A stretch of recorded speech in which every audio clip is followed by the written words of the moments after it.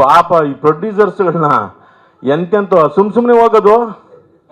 ಏನ್ ಸರ್ ಮುಂಗಾರು ಮಳೆಮೋ 100 ಕೋಟ್ಲು ದುನಿಯಾ ಅದು ನೀವು 50 ಕೋಟ್ಲು ಅವನೇ ಎಂತಾಯ್ತು ಸಿನಿಮಾಕ್ಕೆ ಹೋಗ 60-40 100 ಸೈಡ್ ಅಮ್ಮೇಸ್ತೆ 3 ಕೋಟ್ಲು ಸರ್ ಸಿನಿಮಾ ಸೇಚು ಅವನೇಮೆ ಆ ಮನೇಲಿರೋ ಹುಡುಗರ್ನೆಲ್ಲ ಜಿಮ್ಗೆ ಕಳಿಸ್ಬಿಟ್ರು.